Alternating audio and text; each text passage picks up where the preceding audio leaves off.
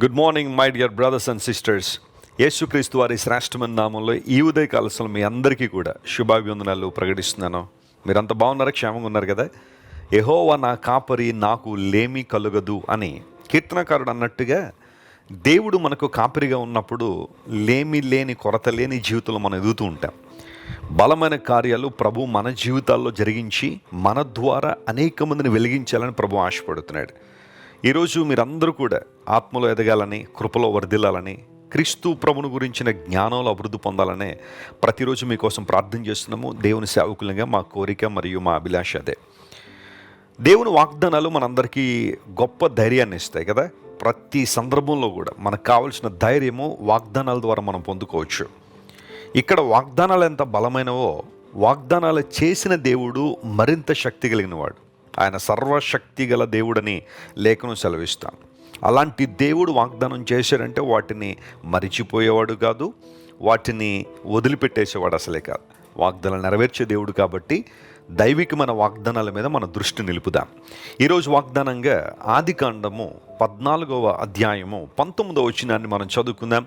పరిశుద్ధ గ్రంథాలు ఉన్న వారందరూ తెరిచి చూడాల్సింది మనం చేస్తున్నాం. Genesis chapter 14 and verse 19. అప్పుడు అతడు అబ్రామును ఆశీర్వదించి, ఆకాశమునకును భూమికిని సృష్టికర్తయును సర్వోన్నతుడునైన దేవుని వలన అబ్రాము ఆశీర్వదించబడునుగాక. ఈ మాటలో ఉన్న శ్రేష్టమైన విషయాన్ని ఈరోజు మనం ధ్యానం చేద్దాం.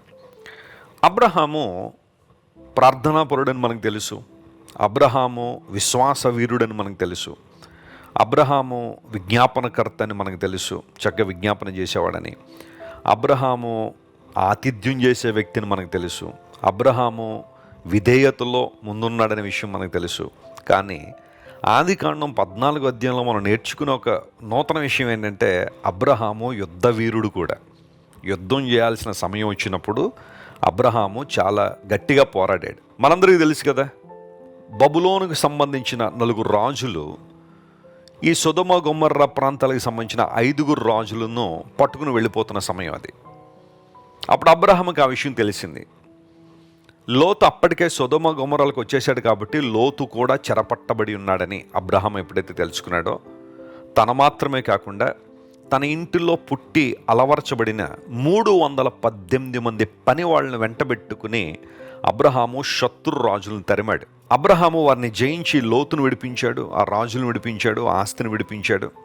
అవన్నీ విడిపించుకుని వచ్చేస్తున్నప్పుడు రాజు లోయ అని పిలువబడిన షాలేము లోయకు రాజుగా ఉన్న మెల్కీసెదెకు అబ్రహామును కలుసుకున్నాడు. అబ్రహామును కలుసుకున్న మెల్కీసెదెకు అబ్రహాముని ఈ విధంగా ఆశీర్వదించాడు. ఏమనంటే, అబ్రాము సృష్టికర్తయును సర్వోన్నతుడనైన దేవుని ద్వారా ఆశీర్వదించబడ్డాడు లేదా ఆశీర్వదించబడతాడనే విషయాన్ని మెల్కీసెదెకు చెప్పాడు. ఆ తర్వాత మెల్కీసెదెకు అతనికి రొట్టెను ద్రాక్షరసం ఇవ్వడం, అబ్రహాము 10వ వంతు మెల్కీసెదెకు ఇవ్వడం, ఇవన్నీ ఆ అధ్యాయంలో మనం చూస్తున్నాం. అయితే ఇక్కడ గమనించాల్సిన వాగ్దానం ఏంటంటే, అబ్రాము దేవుని చేత దీవించబడతాడు, ఆశీర్వదించబడతాడు. మనుషులిచ్చే ఆశీర్వాదాలు వేరు, దేవుడిచ్చే ఆశీర్వాదం వేరు. మనుషులిచ్చే ఆశీర్వాదాలు కొంతకాలం ఉండొచ్చు, ఆ తర్వాత గతించిపోవచ్చు. మనుషులిచ్చే దానములు, బహుమానములు, కానుకలు కొంతకాలం ఉండొచ్చు, ఆ తర్వాత గతించిపోవచ్చు. కానీ దేవుడిచ్చే ఆశీర్వాదం మాత్రం శాశ్వతమైనది. ఆ ఆశీర్వాదం గొప్పది కదా. ఎలాంటి దేవుడిని ఆశీర్వించబోతున్నాడు అంటే, ఆయన మొట్టమొదటిగా సర్వోన్నతుడనే దేవుడు. L Elyon. దేవునికి ఉన్న కొన్ని పేర్లలో ఒక పేరేంటో తెలుసా? L Elyon. ఎల్ ఎల్యోన్ అనగా అందరికన్నా ఉన్నతుడు, సర్వానికి ఉన్నతుడు, సర్వోన్నతుడు అనే మాట మనం చూస్తున్నాం. యెషయా పరలోక దర్శనాన్ని చూస్తున్నప్పుడు కూడా దేవుడు అత్యున్నతమైన సింహాసనం మీద ఆసీనుడు చూచితని అన్నాడు. ఆయన సర్వోన్నతుడు కాబట్టి ఆయన కూర్చునే సింహాసనం కూడా అత్యున్నతమైంది ఉంటుంది. హై అండ్ లిఫ్టెడ్ అప్, అందరికన్నా ఉన్నతమైన సింహాసనం అనగా సమస్తము ఆయన ఆధీనంలో ఉన్నవి, సమస్తము ఆయన అధికారం క్రింద ఉన్నవి అని చెప్పడానికి చెప్పిన మాట అది. సర్వోన్నతుడైన దేవుడు. ఇప్పుడు సర్వోన్నతుడైన దేవుడిని మనం ఆరాధించడం వలన, ఆయన దగ్గరికి రావడం ద్వారా మనకు కలిగే ప్రయోజనం, లాభం ఏంటి అంటే, ఆయన కూడా మనలను ఉన్నత స్థితిలో నిలబెడతాడు. ఉన్నత స్థితి అనగానే నేను కేవలం భౌతిక సంబంధం విషయాల గురించి మాట్లాడటం లేదు, కేవలం ఆర్థిక సంబంధ విషయాల గురించి నేను మాట్లాడటం లేదు. వాటికన్నా ఉన్నతమైన స్థానాలు ఇంకా చాలా ఉన్నాయి. ప్రేమలో ఉన్నతమైన అనుభవాల్లో ఎదగడం, దేవుని యొక్క చిత్తాన్ని నెరవేర్చడంలో ఉన్నతమైన అనుభవాలు ఎదగడం కదా. ఉన్నతమైన స్థితిలో ప్రభు మనల్ని నిలబెట్టేదాడు. సర్వోన్నతుడు కాబట్టి ఆయన ఉన్నతమైన స్థితిలో మనం ఉంచుతాడు. అలా కాని పక్షంలో మనం ఏనాడో భయంకర ఊబులో దిగిపోయిన వారం, నాశనకరమైన గుంటలో జిగటగల దొంగ ఊబిలో పడిపోయిన మనలను ప్రభు తన చేయిచి పైకి లేవనెత్తి బండ మీద మన అడుగులు స్థిరపరిచి ఉన్నతమైన అనుభవాలతో దేవుడు మనల్ని నింపాడు. ఆయన సర్వోన్నతుడు, ఆయనకు సమానులు ఎవరు లేరు. ఆ తర్వాత ఆయన భూమికి ఆకాశమునకు సృష్టికర్త అయిన దేవుడు అనే మాట అక్కడ చూసాం. పొజెసర్ ఆఫ్ హెవెన్ అండ్ ఎర్త్ అని ఇంగ్లీష్లో ఉంటుంది. ఆయన సమస్తమును తన ఆధీనంలో ఉంచుకున్న దేవుడు, ఎందుకంటే ఆయన సృష్టికర్త అయిన దేవుడు, ఆయన క్రియేటర్ గాడ్. ఆదిలో దేవుడు సృష్టిని చేశాడు. బైబిల్లో మనం చూస్తున్నాం. ఆదికాండం 1వ అధ్యాయం మనం చదివితే సృష్టి క్రమం అంతా చాలా క్లియర్గా రాసింది. అనేక మంది గొప్ప గొప్ప శాస్త్రవేత్తలు కూడా బైబిల్లో రాయబడిన సృష్టి క్రమాన్ని విశ్వసించారు, నమ్మారు. బైబిల్ గ్రంథంలో రాయబడిన ఆ క్రియేషన్ ప్రాసెస్ నమ్మదగినది అని ఒప్పుకున్నారు. దేవుడు చేసిన సృష్టి ఎంత గొప్పది. ఏమీ లేనప్పుడు సమస్తాన్ని కలుగు చేశాడు. God created something out of nothing. అదే పవర్, అదే శక్తి, అదే బలం నేటికి దేవుడు కలిగి ఉన్నాడు. ఏమీ లేదన్న దానిలోంచి దేవుడు సమస్తాన్ని కలుగు చేయగలిగినవాడు. బహుశా నీ జీవితం దగ్గరికి వస్తే అంత అయిపోయిందండి వెస్లీ గారు, శూన్యం అయిపోయిందండి, ఏమీ లేదండి. ఒక్క ఆశ కూడా, నేను బ్రతకడానికి ఒక్క ఆశ కూడా లేదండి. ఒక్క అవకాశం కూడా కనబట్టలేదు నా ముందు. నేను బ్రతికి బట్ట కట్టడానికి ఒక అవకాశం కూడా కనబట్టలేదు. అలాంటి నిరాశ నీలో ఉంటే దేవుడు మాట్లాడుతున్నాడు నీతోనే. ఆయన సృష్టికర్తైన దేవుడు, కంటికి కనిపించనివి కూడా క్రియేట్ చేయగలిగిన గొప్ప దేవుడు ఆయన. సకల చరాచర సృష్టిని కేవలం తన మహత్తైన మాట ద్వారా కలుగు చేసిన దేవుడు ఆయన. అలాంటి గొప్ప దేవుడిని కలిగి ఉన్నందుకు అతిశయపడాలి, ఆనందించాలి. అలాంటి దేవుడు నిన్ను నన్ను ఆశీర్వదిస్తాడని బైబిల్లో రాయబడింది. 115వ కీర్తనలో కూడా ఇదే భావాన్ని మనం చూస్తాం. భూమి ఆకాశంలో సృజించిన యెహోవా చేత మీరు ఆశీర్వదించబడ్డారని. దేవుని బిడ్డ, కృంగిపోవద్దు, అధైర్యపడొద్దు, సవాళ్ళను చూసి వెనక్కు వెళ్ళిపోవద్దు, ప్రభువుని విడిచిపెట్టాలని ఆశ నీలో వద్దు.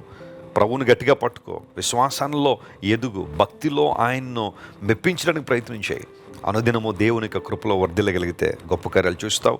మెల్కీసెదెకు అబ్రహాంకి ఇచ్చిన మాట ఇదే. నువ్వు దేవుని ద్వారా దీవించబడుతున్నావు. ఆ దేవుడు ఎలాంటి వాడంటే సృష్టికర్త మరియు సర్వోన్నతుడు. కన్ను మూసుకొని ప్రార్థన చేసుకుందాం. ప్రేమగల తండ్రి, ఈరోజు మీరు మాకు ఇచ్చిన వాగ్దాన సందేశాన్ని బట్టి నీకు స్తోత్రాలు. అబ్రహామును వెతుక్కుంటూ వచ్చిన మెల్కీసెదెకు అబ్రహామును ధైర్యపరిచాడు. అబ్రహామును ఉన్నతమైన స్థితిలో చూడాలని ఆశించాడు. ఆ కారణాన్ని బట్టి నువ్వు ఆశీర్వించబడ్డావు. అబ్రహాము నిన్ను ఆశీర్వించిన దేవుడు ఎలాంటి వాడంటే సృష్టికర్త మరియు సర్వోన్నతుడని. ప్రేమగల తండ్రి, ఈరోజు మా ప్రియులందరినీ నువ్వు లేవనెత్తే దేవుడు నాయన. మా జీవితాల్లో ఉన్న శూన్యాన్ని వెలుగ్గా మార్చగలిగిన దేవుడు, మా జీవితంలో ఉన్న ప్రతి ప్రతికూలతను అనుకూలంగా మార్చగలిగిన సర్వోన్నతుడు నీవు గనుక నీకు వందనాలు. ఈ వాగ్దాన సందేశాన్ని వింటున్న ప్రియులందరినీ దీవించి ఆశీర్వించి బలపరిచి నీ మహిమ కొరకు వాడుకోండి.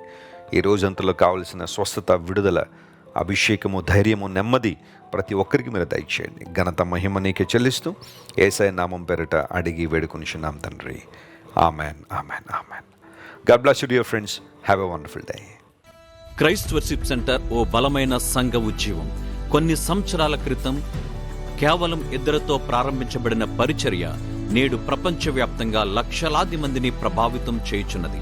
రాజమండ్రి, సికింద్రాబాద్, బెంగళూరు, నెల్లూరు, దుబాయ్, బెహ్రైన్, కరీంనగర్, విశాఖపట్నం, గద్వాల్, కొవ్వూరు, మలకపల్లి, శ్రీలంక, భూటాన్, అడ్డతీగల, పాలమూరు, ఒంగోలు, బళ్ళారి, కోరుకొండ, పోతవరం, నల్లజర్ల, వెంకటరామయ్యగూడెం, మచిలీపట్నం, ఇందిరానగర్లతో పాటు అనేక గ్రామాల్లో క్రైస్ట్ వర్షిప్ సెంటర్ ఆరాధనలు జరుగుచున్నవి. వాక్య సంబంధమైన ఉజ్జీవంలో, పరిశుద్ధాత్మ సంరక్షణలో కొనసాగాలనుకునే ప్రతి ఒక్కరికి మా ప్రేమపూర్వక ఆహ్వానాన్ని అందిస్తున్నాము. రండి, ఆత్మతో సత్యముతో ప్రభువైన యేసు క్రీస్తును ఆరాధిద్దాం. మీరు ఇంతవరకు విన్న దైవ సందేశం మరియు దేవుని సేవకులు చేసిన ప్రార్థన మీకు ఆశీర్వాదకరముగా ఉన్నదని విశ్వసించుచున్నాము. ఈ సందేశాన్ని మీ స్నేహితులకు, బంధువులకు షేర్ చేయండి. మీకు ఏదైనా ప్రార్థన అవసరత ఉన్నచో మా ఫోన్ నంబర్లకు కాల్ చేయండి. దేవుడు మిమ్మల్ని ప్రేరేపిస్తే విశ్వాసంతో సాగుచున్న ఈ పరిచర్యను ప్రోత్సహించండి. మరిన్ని వర్తమానాలు పాటలు వినుటకు జాన్ వెస్లీ మినిస్ట్రీస్ అను మా యూట్యూబ్ ఛానల్ను సబ్స్క్రైబ్ చేసుకొనండి. ప్రభువైన యేసుక్రీస్తు కృప మీకు తోడైండును గాక.